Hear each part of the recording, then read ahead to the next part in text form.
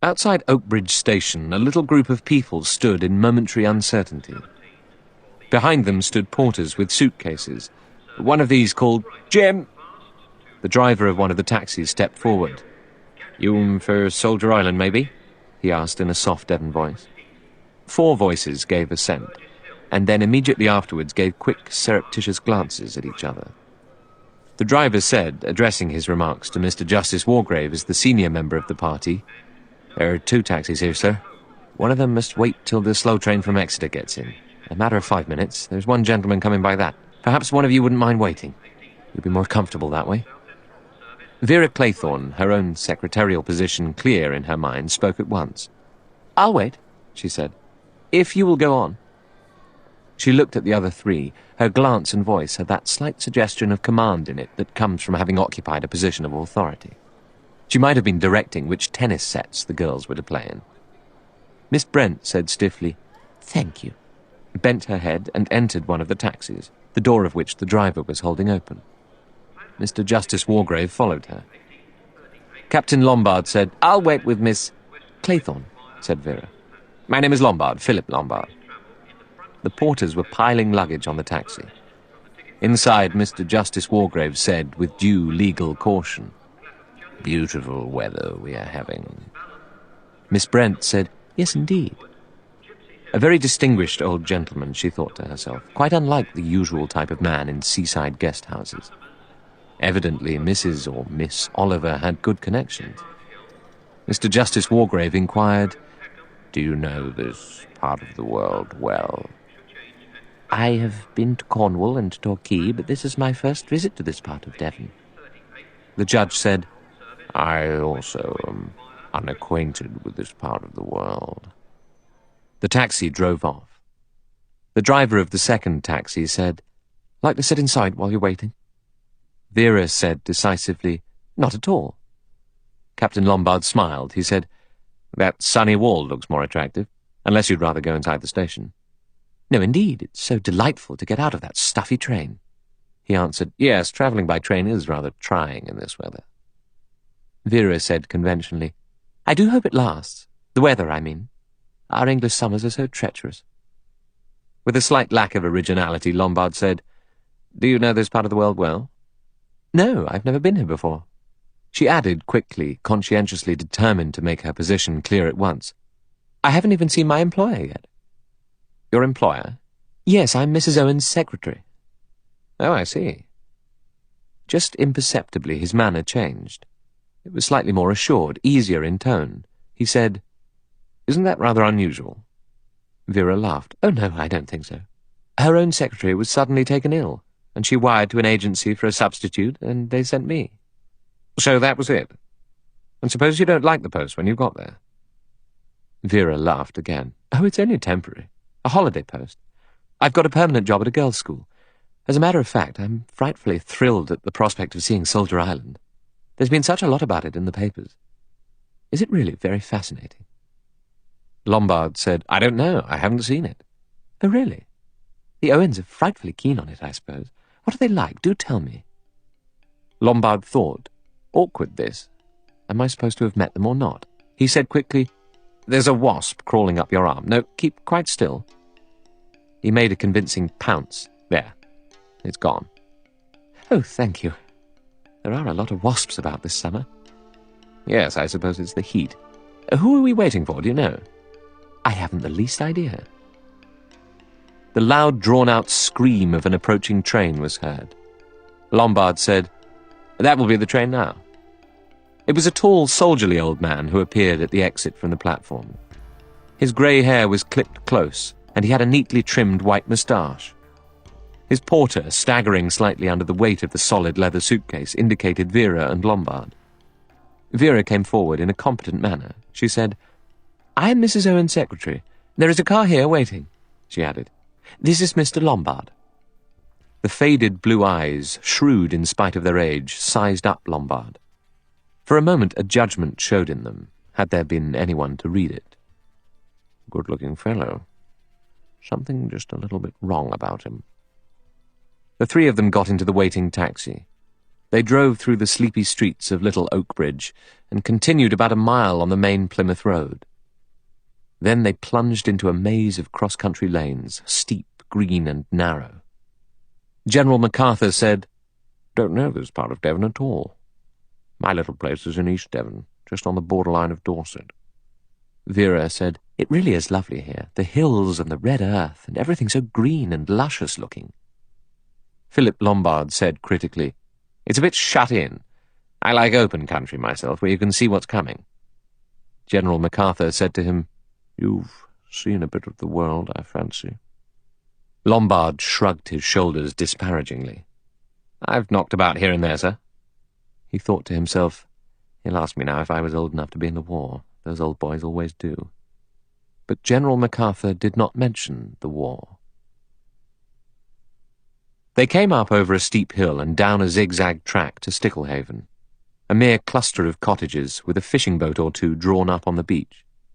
Illuminated by the setting sun, they had their first glimpse of Soldier Island jutting up out of the sea to the south. Vera said, surprised, "It's a long way out." She had pictured it differently, close to shore, crowned with a beautiful white house.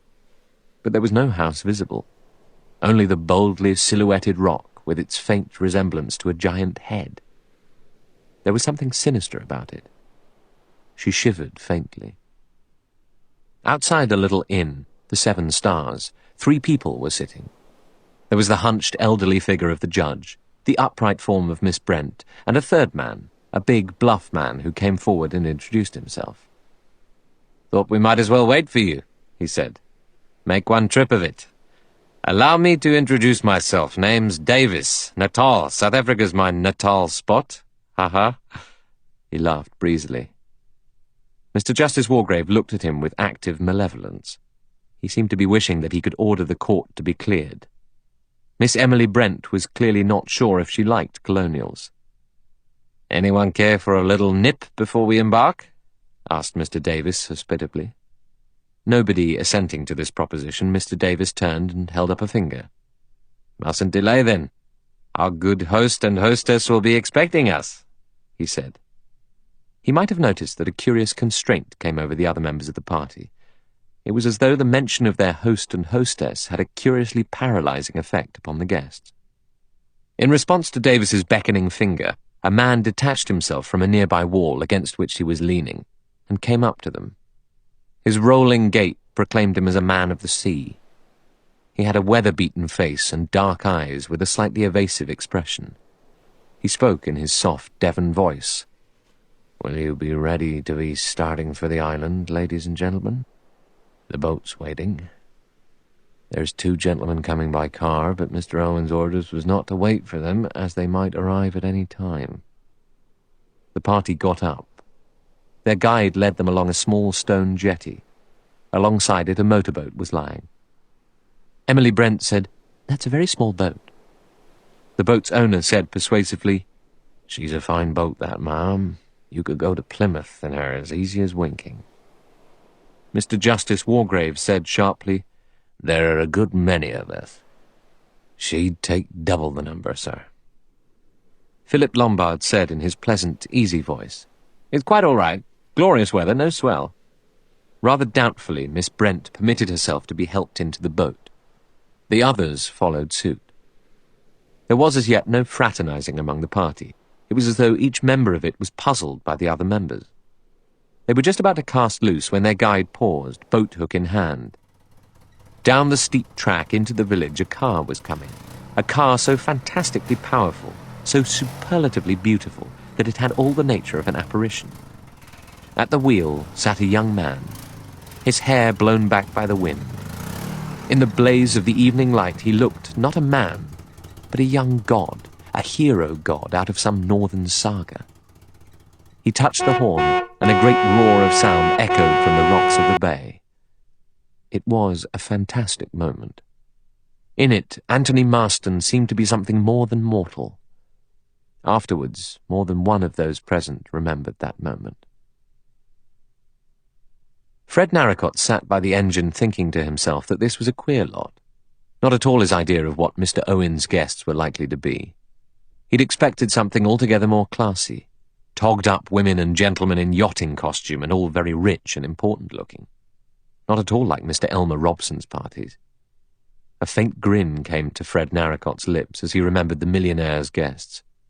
That had been a party, if you like. And the drink they'd got through. This Mr. Owen must be a very different sort of gentleman. Funny it was, thought Fred, that he'd never set eyes on Owen, or his missus either.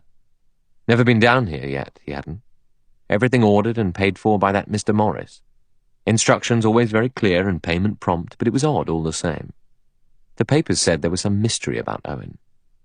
Mr. Narracott agreed with them. Perhaps, after all, it was Miss Gabrielle Turl who had bought the island. But that theory departed from him as he surveyed his passengers. Not this lot. None of them looked likely to have anything to do with a film star. He summed them up dispassionately. One old maid, the sour kind, he knew them well enough. She was a Tartar, he could bet. Old military gentleman, real army look about him. Nice-looking young lady, but the ordinary kind, not glamorous, no Hollywood touch about her. That bluff, cheery gent, he wasn't a real gentleman. Retired tradesman, that's what he is, thought Fred Narracott. The other gentleman, the lean, hungry-looking gentleman with the quick eyes, he was a queer one, he was. Just possible he might have something to do with the pictures. No, there was only one satisfactory passenger in the boat. The last gentleman, the one who had arrived in the car, and what a car!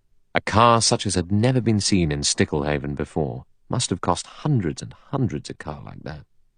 He was the right kind, born to money, he was. If the party had been all like him, he'd understand it. Queer business, when you came to think of it. The whole thing was queer. Very queer. The boat churned its way round the rock. Now at last the house came into view. The south side of the island was quite different. It shelved gently down to the sea. The house was there facing south, low and square and modern-looking, with rounded windows letting in all the light. An exciting house, a house that lived up to expectation. Fred Narracott shut off the engine. They nosed their way gently into a little natural inlet between rocks. Philip Lombard said sharply, "Must be difficult to land here in dirty weather." Fred Narracott said cheerfully, "Can't land on Soldier Island when there's a southeasterly. Sometimes 'tis cut off for a week or more." Vera Claythorne thought, the catering must be very difficult. That's the worst of an island. All the domestic problems are so worrying. The boat grated against the rocks. Fred Narracott jumped out, and he and Lombard helped the others to alight. Narracott made the boat fast to a ring in the rock. Then he led the way up steps cut in the cliff.